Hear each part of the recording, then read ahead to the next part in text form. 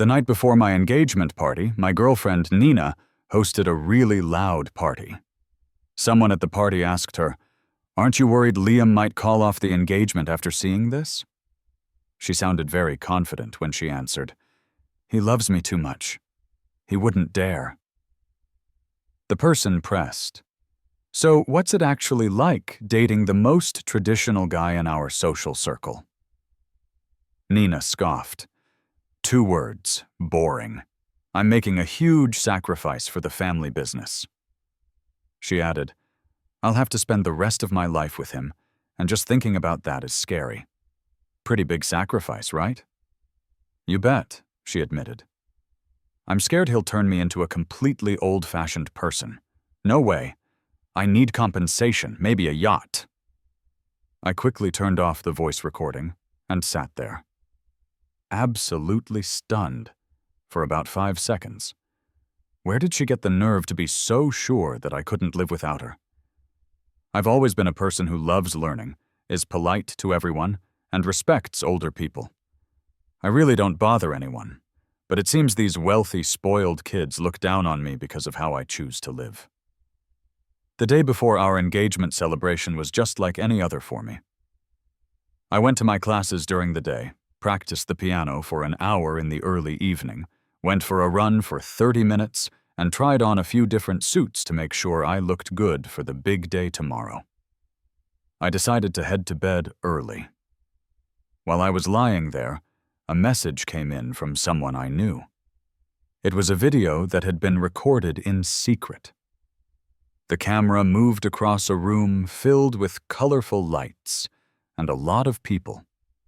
It looked like a very wild party happening at some huge villa, with most people wearing hardly anything. The video was from Marco, the son of a business partner of my mother's.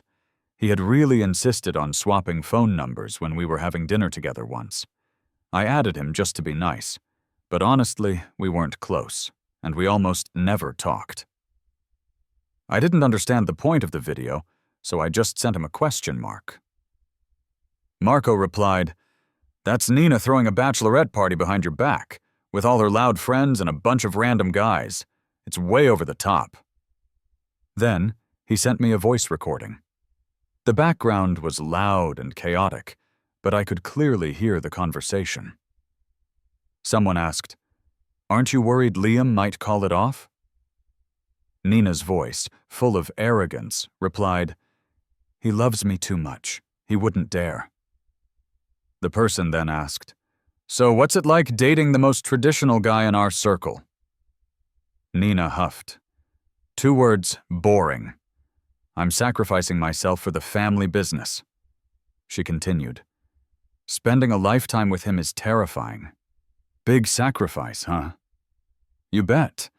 I'm afraid he'll turn me old-fashioned. I need compensation, like a yacht."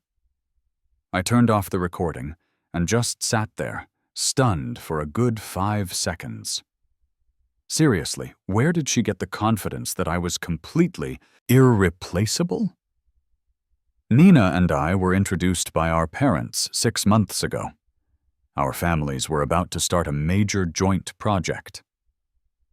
One evening at dinner, my father asked me, "Do you have a girlfriend at school?" I shook my head no.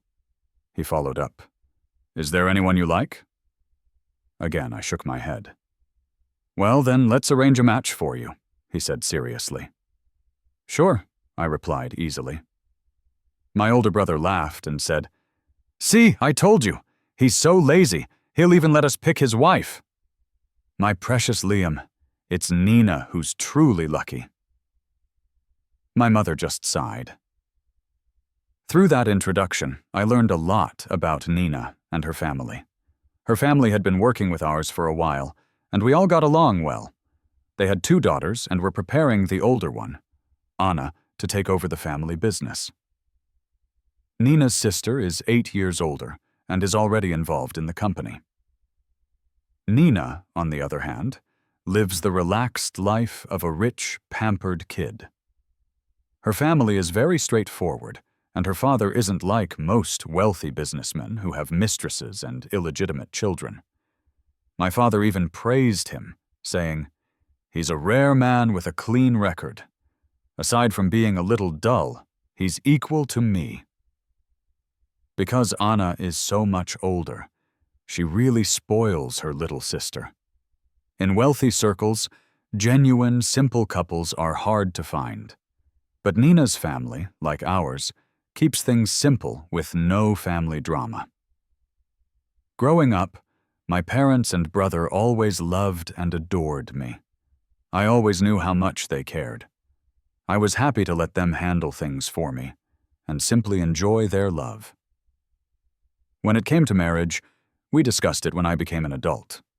They were supportive of me finding love on my own, saying, "It's not just about the family's status." This made me appreciate how open-minded they were.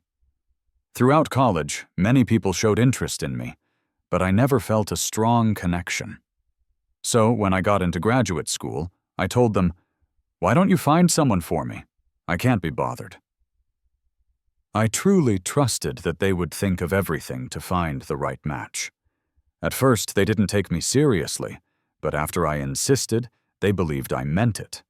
When looking for a match, they decided not to choose anyone who was in line for a family business role. My mother said, "Liam, I don't want you to be burdened. Just be happy being yourself." I agreed. My mother's hard work hasn't gone unnoticed. I don't have that much ambition, and just want to remain my family's cherished son.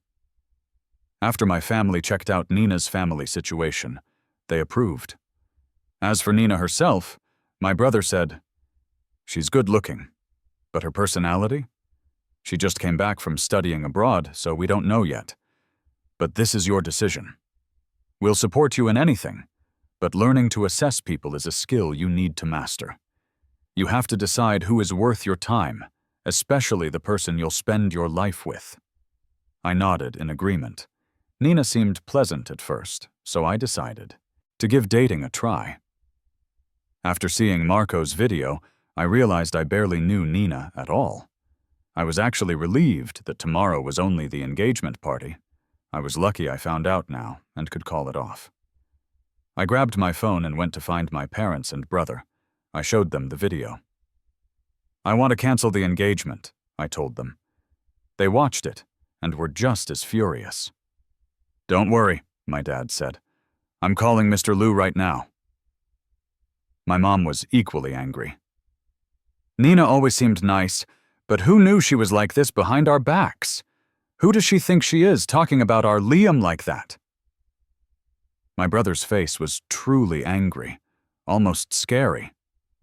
My dad immediately sent the video to Nina's mother and called her to cancel the engagement. I never doubted for a second that they would fully support me. When we first started this whole matchmaking thing, my parents made it very clear that this was not about forming a business alliance. We weren't dependent on the Liu family.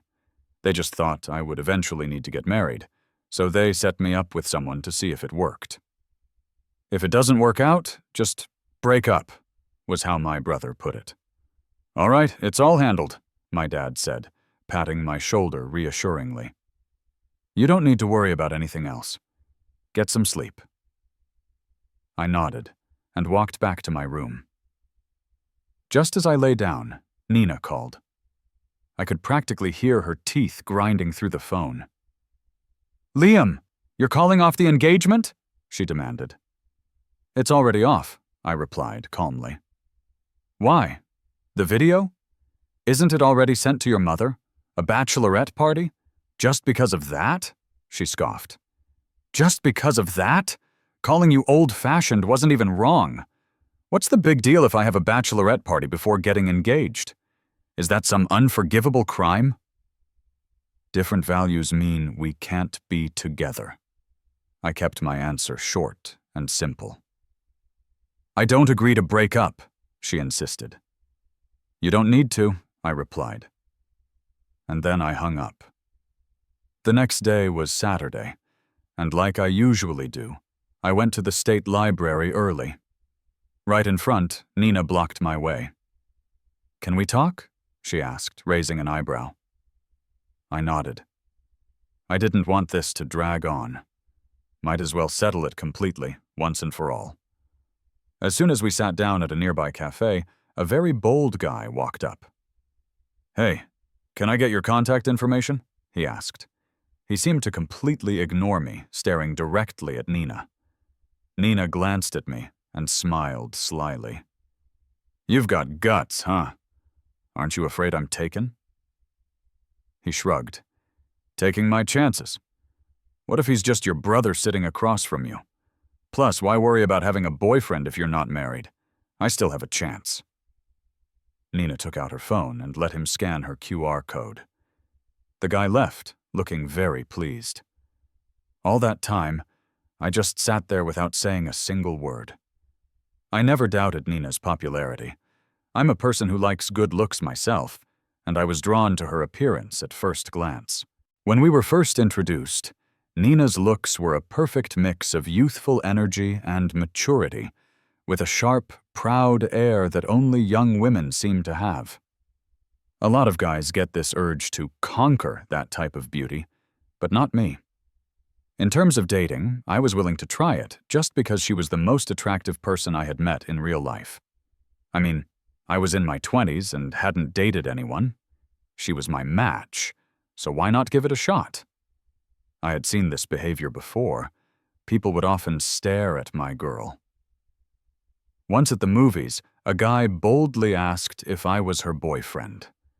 She immediately said, "Yep, I've got a boyfriend. You can leave now." She was always quite smug about her popularity, and would often ask me, "How does it feel having such a beautiful girlfriend? Feeling the pressure?" I would always play along and say, "I better keep a close watch on you." Now that we had broken up, she didn't have to pretend, and she added another guy right in front of me. "Let me ask you again. Are you sure you want to break up?" Nina asked, her eyes fixed on mine. "Yes, I'm sure." She seemed really angry. She suddenly stood up, took a deep breath, and then sat down again. "You saw it, right? People want me. I'm giving you one last chance to change your mind. Miss out now, and even if you beg me later, I won't come back." "Don't worry, I won't regret it," I assured her. "Liam." She slammed her hand on the table, breathing heavily. "That guy asked for my WeChat, and I gave it to him. You have nothing to say?" "We're broken up. That's your freedom," I said sincerely. Fine, break up it is. We are done," she replied, clenching her teeth and storming off. The engagement was cancelled, and both families made a public announcement. I thought the conversation at the cafe wrapped things up with Nina. This chapter was closed. But 2 days later, Nina sent me a group invite. That's when I realized I hadn't deleted her yet. I was about to block her, but I noticed something familiar about the group name. Turning the World Upside Down. That name definitely sounded familiar. Suddenly, Marco's warning came back to me. "Liam, Nina doesn't even like you. There's this group with all those spoiled rich kids. My friend is in it and says they talk badly about you there. I tried to get in, but they wouldn't let me. The rule is no one outside that circle can join, but I've seen the chats. They mock you, say you're uptight, a puppet to your parents, an embarrassment to rich kids. I wanted to screenshot it, but my friend wouldn't allow it.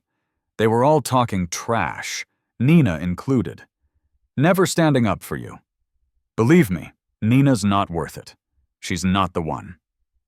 By the way, the group name is Turning the World Upside Down. Back then, I tried to sneak a peek at Nina's phone while she was using it, but never saw that group name. Plus, when I first got in touch with Marco, I noticed something was off. He was too eager, a bit too keen on me breaking up with Nina. I approached it with caution, never fully buying what he said because of his obvious agenda. I worried he might have some other motive. That's why I only kept him at a friendly distance. So now, seeing the name of the group chat reminded me of what Marco had said. Curiosity got the better of me, so I clicked to join. As soon as I entered, someone sent a rather mean-spirited welcome. "Simp," they said. I looked at their profile picture. I didn't recognize them, so they must be one of Nina's many friends. Anyway, they're always in a big group, so I still couldn't tell who was who. I'm not big on hanging out with Nina's friends. It's not that I look down on them for being aimless and idle. It's more about our conflicting personalities and habits. They're loud wherever they go, always either drinking or racing their expensive cars. Their quietest time is when they're playing poker at some exclusive club. Their lifestyle is just ridiculous, basically living upside down. They stay up until 3 or 4 in the morning, sometimes even all night, then sleep until the afternoon, after which it's time to party again. I went out with them twice and insisted on leaving by midnight. I usually go to bed by 11, so I can't handle their schedule. After that, no matter how much Nina invited me, I just wouldn't hang out with her friends anymore. I remember thinking back then, at least Nina's different from them. When Nina graduated from studying abroad, her sister gave her a small company to help her learn business management skills. Her sister even assigned 2 assistants to Nina, making sure she went to the office every day to handle affairs. If the company's performance dropped within 6 months, her sister threatened to take away a few of her favorite cars. To keep her cars, Nina diligently went to work every day. Her friends would tease her about being such a goody two-shoes. She only had weekends to play with them. Thinking about it now, birds of a feather really do flock together. If Nina wasn't like them, how could she hang out with them? Nina and her friends are all the same type of person. She added me to this group just to vent. What I thought was over, she still can't let go of. Maybe she's just upset that I canceled the engagement. Perhaps she thinks I embarrassed her. After the welcome message, "Simp," a shower of mocking images followed, most of them making fun of me. "Let's see the famous goody two-shoes. Does he dare drink now?" they taunted. "You believe that? He probably drinks in secret," someone else added. "Yeah, he claims he's never drunk. Makes me laugh. Never seen someone so fake," another sneered. Those messages brought back memories of that time I went to a bar with Nina. I usually prefer quiet places, so I avoid loud spots like that. The bar was noisy, with fast-paced music drowning everything out and giving me a headache. I was just about to step outside for some fresh air when Nina's friends pressured me to drink. They handed me a psot, mixed drink, claiming it was specially made for me and very low in alcohol. I politely declined, saying I never drink. First, they laughed heartily, thinking it was a joke. Once they saw I was serious, they exchanged puzzled looks, then regarded me with obvious disdain. Their stares made me really uncomfortable. They didn't believe me and mocked me for being pretentious, but I was telling the truth. I haven't touched alcohol my whole life, not even fruit wine. Just like some people don't drink tea or coffee, I don't drink alcohol. Is that so hard to understand? Who says you absolutely have to drink? Some weren't satisfied and kept trying to persuade me, so I just stood up and walked out of the bar. Nina followed me out, apologized, and offered to drive me home. She said her friends were used to doing whatever they wanted, and that I shouldn't pay them any mind. That was when I made it clear to Nina that I wouldn't associate with her friends anymore. Meanwhile, the group chat was still buzzing. They were going on about how the goody-goody guy goes to bed early and wakes up early, like someone from a different time. Not to be rude, but is this guy not from some ancient tomb or what? It's like he's been a puppet for so long he takes pride in it without realizing he's lost his sense of self. He goes for a run every night. I hear his mom arranges this. He really is a mommy's good boy, isn't he? By this point, I was sure Nina either couldn't understand things or just couldn't explain herself clearly. I distinctly remember not saying it that way. That night, after dinner, Nina insisted on driving me to the beach. I turned her down, saying I had to run that night. I had a weak immune system growing up, catching colds often. The doctor advised exercise, and running, being the simplest form, became a habit since I was in elementary school. Back then, my dad used to run with me. After sticking with it for over 6 months, I noticed I was much healthier and hardly caught colds anymore. Since then, running became a long-term habit.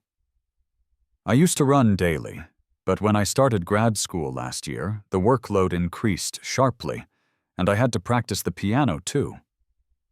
Concerned about my exhaustion, my dad suggested running just 3 times a week. I found I preferred night runs. They helped me sleep better and avoided me sweating it out in the morning and having to shower before class. Nina's invitation was on a Sunday that week. With a paper due, I had only managed 2 runs. Sticking to 3 runs weekly is non-negotiable for me, so I needed to clock that 3rd one on Sunday. I declined Nina's beach plans and shared my routine with her, but in her friend's story, it became a task assigned by my dad that I dared not defy. Even if I told them that running is something I genuinely enjoy, that I'm preparing for a half marathon this year, they probably wouldn't believe it. I chose to stay silent. Explaining things to people like them is a waste of breath. They're set in their ways, refuse to listen, and consider themselves independent-minded, even smug about it. Like now, they're convinced I'm a daddy's boy. They think I'm fake and pretentious. Never mind that getting to know someone requires effort, and they've only seen me briefly a handful of times, barely exchanging words. How can they possibly judge who I am? The chat was still buzzing with activity. Goody-goody guys are pitiful, being so controlled in everything. They gave their opinions. Apparently he's played violin for over a decade, never slacks, forced to take exams. So tragic, right? From a fancy private school to a regular high school, all at his parents' command. Later on, his elder brother chose his college for him. Does he even have a mind of his own? Can't he take control of his life even a little? Well, he's got to have brains to get into one of the top universities in the country. Can you guys match that? No way. But we don't care. Only a goody two-shoes would study just to please their parents. We don't need to please anyone. We just want to live freely. Reading these comments, I couldn't help but let out a small laugh. This is what it means to follow the crowd. When I was in middle school, I really did attend one of those so-called elite private schools, but in less than a year, I realized it wasn't the kind of learning environment I wanted. The kids there didn't feel any academic pressure. They just treated studying as a minor extra to their lives. So I asked my parents to transfer me to a public middle school. Here, everyone followed a routine. Nobody talked about where to hang out or compared limited edition clothes or toys. Life was simpler. I loved the pure focus on learning here and adapted quickly. Later, when I aced my high school entrance exam as the top student in the city, I didn't choose another elite private high school. Instead, I went straight to a top public high school. For my college entrance exams, I did as expected, scoring pretty much what I anticipated. My older brother was ranked 3rd in the province for sciences back in the day. He knew a lot about different colleges and had experience with college applications, so when it was my turn to choose colleges, I sought his advice. Thanks to him, I picked the right school and major. I'm really thankful to my brother. He did tons of research to help me out. As for sticking with the violin and running, those are just my personal interests. When I was a kid, my parents didn't know what I liked, so they signed me up for all sorts of after-school classes. I tried drawing, piano, roller skating, violin, singing, hosting, taekwondo, swimming, and more. My parents said I just needed to find the ones I truly enjoyed and stick with them. In time, I dropped the others, but the violin stayed. I loved the sound of it and felt that playing it while standing looked elegant. My parents said that since I chose it, I had to stick with it, and couldn't. Quit halfway. I agreed. Sometimes it felt tough with all that homework and violin practice, but whenever I thought about giving up, my mom would gently encourage me, rewarding me and urging me on. And just like that, I stuck with it for over 10 years, passed all the levels, and even performed in some concerts. I felt the magic of music more deeply. I'm so glad I never gave up on that interest. I have a family that truly loves me and respects my opinions. In such a loving family, I've always felt incredibly happy. So how did they manage to turn my life into some puppet show in their words? What gives them the right to insult me and my family like that? I know my family is good to me. Deliberately going against them in the name of being individualistic just isn't me. I can't bear to let my family, who genuinely love me, feel disappointed or hurt. The group chat was still full of mockery when Nina finally spoke up. I got a new boyfriend now. You guys give me a break and stop talking about my ex. The chat quickly shifted topics. Is it that cute guy who asked for your number at the cafe? He's cool, very down to earth. I once saw him drink, and he's genuinely outgoing, much better than that goody two-shoes guy. Nina, next time, bring him along. We love a good laugh, not those stiff guys. Just to pacify that guy, Nina even met him at the library. Ridiculous! How did Nina even manage that? A library date. Poor Nina, get her some good food to make up for all that.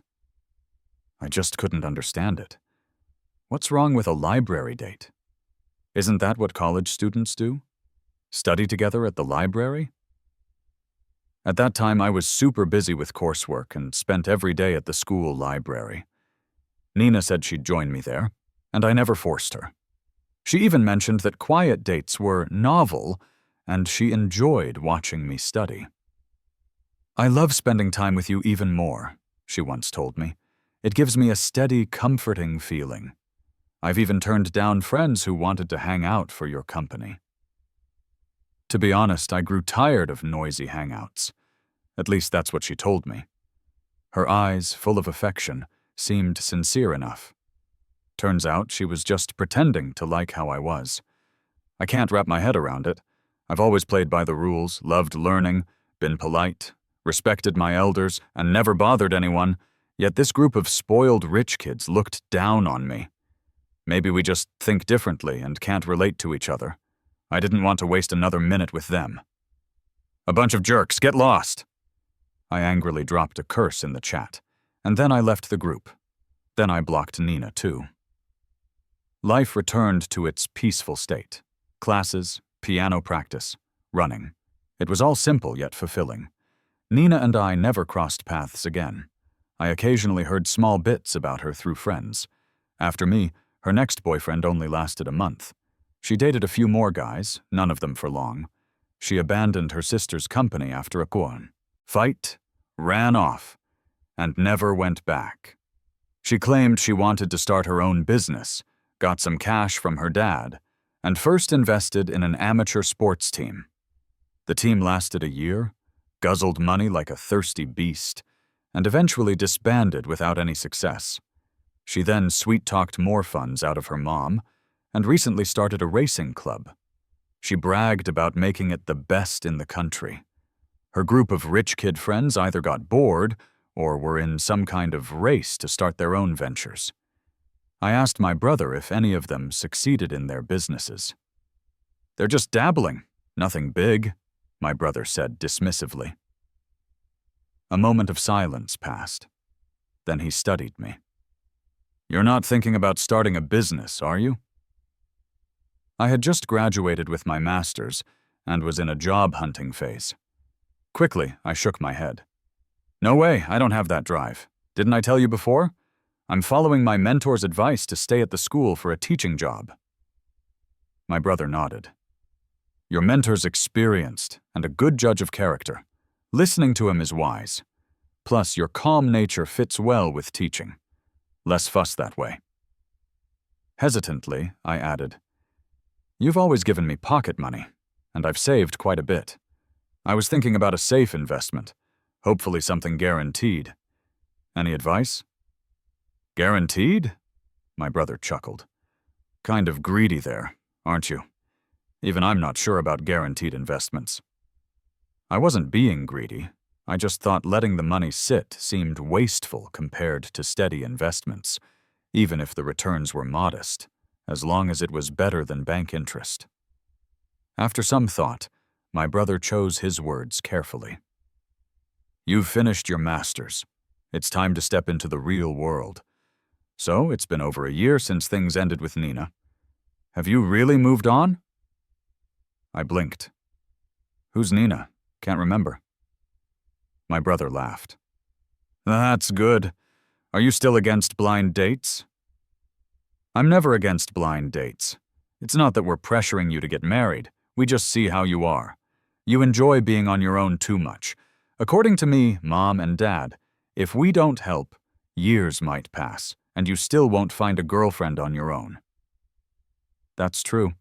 I've always been content by myself and lazy about meeting new people. Last time, our professor arranged a mixer with 3 universities for grad students, but I got so into reading I completely forgot to go. The professor wanted to kill me when he found out. My brother poked my forehead. I want to slap you too. Can't you be a bit more proactive and get a girlfriend? I pouted, grabbing his arm. Isn't that why I have you guys? If you help pick, I'll go to all the blind dates. All of them? He raised an eyebrow. How many times do you want to go on a blind date? Do we have nothing else to do but pick dates for you all day long?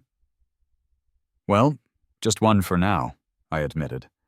I actually have someone in mind. Their family's not well off, but they're incredibly talented, and they're a whiz at investing. Even if nothing romantic happens, you'll gain a new friend. An investment whiz? Now you've got my interest. Set me up for tomorrow. I went to this blind date thinking I'd just meet this investment genius, but surprisingly, I ended up really liking them. Helena's got a kind of star quality look. She's different from Nina. Nina always had this boldness in her face and attitude. Helena, on the other hand, looks young but carries a calm, steady vibe. I figured someone like her might be quiet and not talk much. Instead, during our meal, over an hour, she was the one doing most of the talking. She spoke clearly, calmly, with a deep, magnetic voice that just draws you in. You've got an incredible amount of knowledge. No wonder you're a Harvard grad. I couldn't help but compliment her. Throughout the conversation, she didn't miss a beat in responding to anything I said. Even when I got into the specifics of my field, she knew the big names, even familiar with some contentious paper that recently came out. Aren't you into finance? How come you know so much? I asked, wide-eyed. We in investments read broadly, and, well, I just pick up a lot from the news, she replied humbly. Nice meeting you today. After learning about investing, I'll probably steer clear. It's beyond me, I joked. No, I think you're smart. You catch on quick. If you did get into it, you could make a real mark, she insisted. Thanks, but I don't have the energy, I waved it off. If I find a good project, not too big, want me to loop you in? Absolutely, consider me on board. So, can I see you again? She asked cautiously. Of course, this blind date went well, thanks to my brother, really, for setting us up. I genuinely liked her, and wanted to keep it going. Hey, don't I seem a bit familiar to you? She asked. I examined her face thoroughly, furrowing my brow. Now that you mention it, yeah, sorta. Did we meet before? Back in middle school, on the rooftop of Building 2, she hinted. I racked my brains until I suddenly remembered. You're the upperclassman who was having a tough time. Old memories resurfaced. Every lunch, the classrooms burst with noise, like the students wanted to blow the roof off. I sought quieter corners to read in peace. One day, up on the rooftop, I saw her sitting on the railing, her legs dangled over, swinging slightly. One small jump, I thought. She'd be like a butterfly drifting away. It terrified me. Upperclassmen, don't do anything reckless, I cried out, trying to calm her down. Why did I say upperclassman? Being a freshman, she likely was a year or two above. Turning back in the light, she was a bit shadowed, but strikingly pretty. You're so good-looking. Looking in the mirror should cheer you up. What's so bad you can't get over it? My words tumbled out clumsily. Oh, what other traits do I have to offset my sadness? She challenged me, trying to sway her from the edge and feeling the weight of possibly saving a life. I scrambled, showering her with compliments. Upon listening to my jumbled praise, she chuckled softly. She turned, hopped off the rail. Oh, and you're the tallest girl I know my age. Another giggle. All right, I'll listen to you. No stupid acts. She left, leaving me basking in having saved a life. Looking at her calm face, I couldn't believe she once felt that way. Back then, were you really hurting? I asked. Helena's so composed and strong now. Just how deep was her pain back then? My brother mentioned her family's struggles when setting me up on a date. Family's Ottawa background's a factor, he had said. That was her only flaw. Nina's father was known for spoiling wives and neglecting mistresses. He's scarier than those wealthy guys who switch partners and spoil others. At least those guys only care about their own pleasure. Her dad is famous for being passionate, but not with her mom, his legal wife. It's with his mistress. When she was in elementary school, her dad found true love. He caused chaos trying to divorce her mom for this true love, but since her parents had a political marriage, both families intervened, and they stayed in this limbo for years. By the time Helena was in middle school, her parents finally divorced. Now that I think about it, when I met her on the rooftop, it was right after her parents' divorce. I figured she might have been suicidal because of it. Unexpectedly, Helena laughed, saying, I looked for you afterward, but they said you transferred schools. Yeah, I felt the school's vibe wasn't great for learning, so I transferred. I actually wanted to tell you that day I wasn't trying to jump. Then why were you on the railing? That's crazy dangerous. She replied, There's a platform below. There's barely more than a meter down. You wouldn't even get hurt. I was just in a good mood because of the divorce and wanted a quiet place to relax. You felt good about the divorce? I've been hoping for it.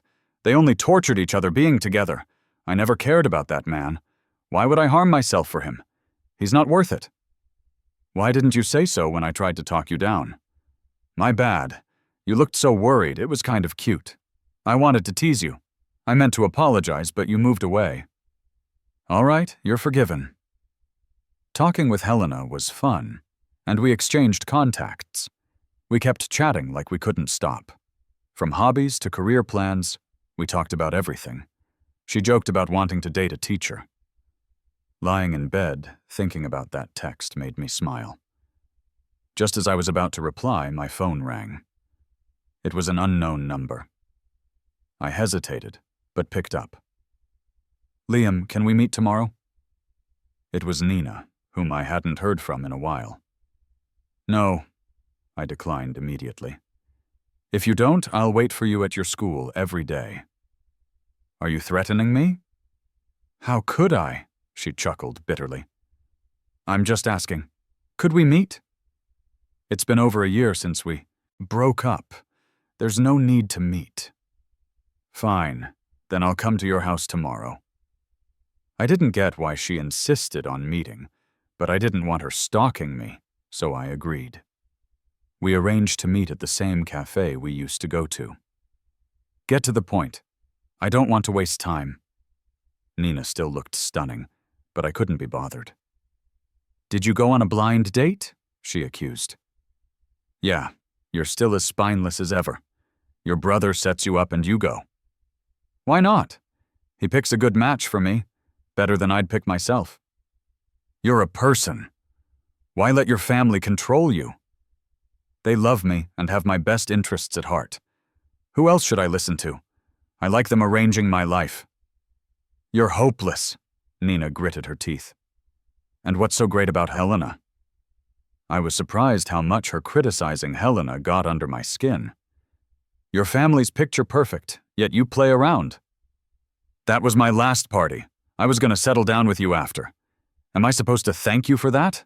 I sneered, frustrated. Nina raked her fingers through her hair. Liam, how could you end things so easily? I was taken aback. Joining their friend group was met with sarcasm. I just don't get why they think I'm head over heels for her. Nina, I don't love you. We've only known each other for 6 months, from blind date to nearly engaged. How much love could I have? Impossible. She countered, listing all the thoughtful things I did. I admitted, but it was all from a book on romance I read. Initially, I wasn't opposed to Nina. Her family was a huge plus. Her parents were famously in love.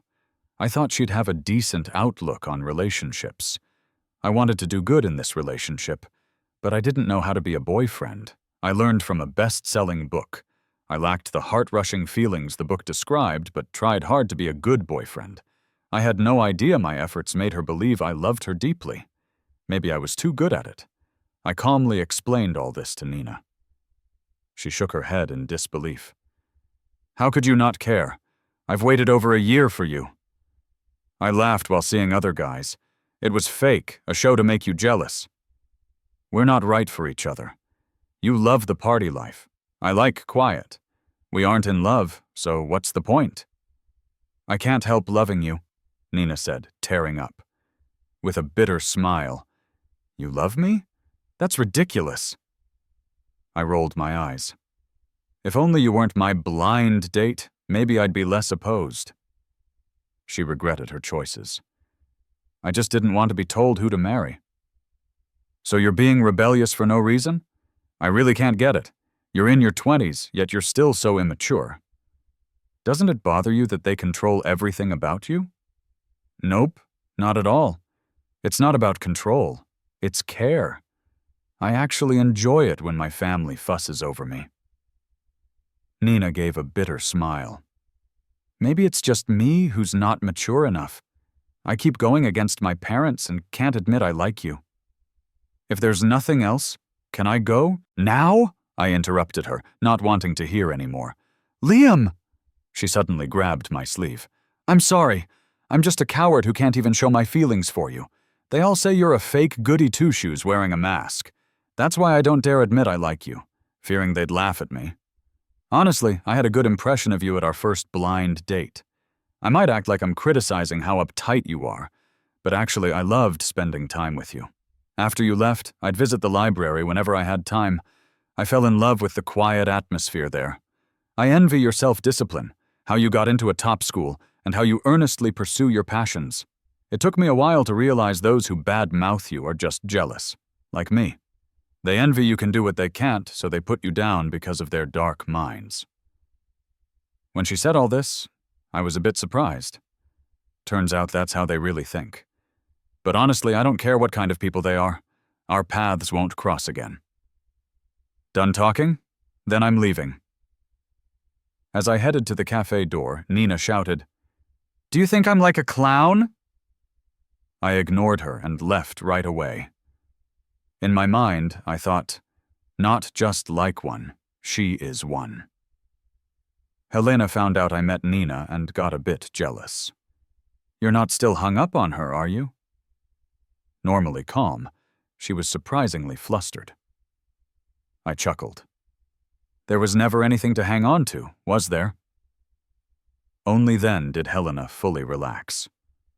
We've been dating for half a year, which made everyone think I was head over heels for her. I said I never really loved her. Don't you think that's fake? I curiously asked. She shook her head. You treated her well because you valued the relationship and were genuinely trying to make it work. In a relationship, character is more important than love. I just see a guy making great efforts for his feelings and doing his best to maintain it. Honestly, I envy Nina for being treated seriously by you as a girlfriend. But I must confess, right now, I only have a crush on you. It's far from love. I said, a crush? That's great. It means my starting line isn't worse than Nina's, and that's enough. Helena was all smiles. We'll take it slow. Feelings can be nurtured. I nodded. I agree with that, hoping we build a strong bond. After being with Helena for more than 6 months, we got engaged. She actually proposed to me directly. And even though I like her, I turned her down. I felt it was too soon for marriage, since we hadn't known each other that long. Helena, not to be stalled, insisted on at least getting engaged. On our engagement day, I spotted a familiar face. A guy named Marco. He actually called Helena his sister. After I pressed her, Helena admitted she had Marco approach me. She explained that after her parents' divorce, she quickly moved abroad with her mom, but always thought of me. When she came back, seeing I was with Nina, she felt her world shatter. If that girl was worthwhile, I'd accept it bitterly. But from what I found, she's just a spoiled rich kid, bombed her college exams entirely, sent abroad by her folks to get a bogus degree. How could that kind of trash be with you? That's why you had your brother get close to me and trash-talk Nina daily. Helena sighed. Marco's such a simpleton. His intentions were too obvious, making you suspicious. I couldn't train him well. He drives me crazy. I shot her a look. So you already had your eye on me back then, you little creep. I smoothed things over and denied it. No, back then it was just a vague good impression. Later I even forgot what you looked like. Seeing you again after coming back was when love truly started. How did you charm my brother into arranging those dates? I didn't dare charm. Wasn't it just my talent on display? Blame me for being impressive. Winning your brother's approval? Do you have any idea how many great projects I had to pitch to get near him? Jealous? Of course not. It's all in the family anyway. Someone's gain is all that matters. Soon after we got engaged, Nina popped up again out of nowhere. She started showing up all over, seriously bothering my life. Her car would be downstairs when I left in the morning. She'd be hanging around the cafeteria when I'd grab lunch. Even when I went out with Helena, she'd trail not too far behind. Let's take a trip, I told Helena. Consider it a post-engagement mini-honeymoon. You've got the time? For you any time, Helena said. But I don't want you traveling out of pressure.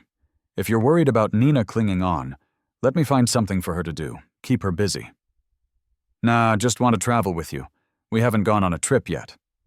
Helena perked up. I'll book the tickets now. We'll leave tonight. After our trip, I was a bit worried Nina might pop back up. Thankfully, it seems she's dealing with her own troubles now. Her racing club had a fatal accident. Apparently, during a previous race, a car flipped on a mountain road, and the driver died on the spot. The driver came from a notable family too, and they were adamant about suing Nina, refusing any settlement. 3 months later, Nina's verdict came in. 3 years in prison. Not long after her sentencing, a friend of hers also got into trouble. That friend who once called me a simp in the group chat opened a bar and got busted for illegal drugs. She's also facing jail time. After these incidents, the group they used to hang out with kind of fell apart. Some folks got scared by what happened to those two and decided not to mess around with businesses anymore. They just went home to live an easy life. Others had families who worried they'd get into trouble, so they were sent abroad. Those spoiled rich kids who used to look down on me for listening to my family all got a reality check. They've all started behaving, more well-behaved than me even. Later on, I went to visit Nina at the detention center. Her parents begged me to. They said Nina desperately wanted to see me. Seeing how much they had aged, and thinking about how good they'd been to me, I couldn't say no. Sitting across from me, Nina didn't have that rebellious look anymore. She looked more mature. I picked up the phone, smiled, and said, "You finally look like an adult now." Tears rolled down Nina's cheeks, and she choked up. I was wrong. Seeing my parents' heartbroken faces during the sentencing made me realize how much of a mess I've made. They should have had happy, complete lives without me messing it up. Liam, you know I wasn't lying before. I loved you and planned to stop fooling around after our engagement. I wanted to leave those bad influences behind and learn from my sister about running a business. Then you found out about the bachelorette party and walked away without looking back. We were so close to you pulling me out of this mess. Why couldn't you just hold on a little longer? As Nina sobbed uncontrollably, I waited for her to calm down a bit, and then spoke slowly. Nina, you were 18 when you became an adult, and you were 23 when we met. It's no one's fault but your own for not growing up. I have no time to wait for you to mature, and it's not my job to help you do it. You're the only one responsible for your life. Without looking at Nina's regretful face again, I got up and left. Honestly, there was something I didn't say. I never regretted being with Nina. I'm an adult, and every decision I make is carefully considered. If I made a wrong choice, I could handle the consequences myself. My parents introduced us because her family seemed great, but none of us expected that despite her parents' and sister's solid values, she'd turn out immature and spoiled. She was a part of my life that showed me the diversity of people. That relationship is in the past, and I won't look back because I still have a bright and sunny future ahead of me.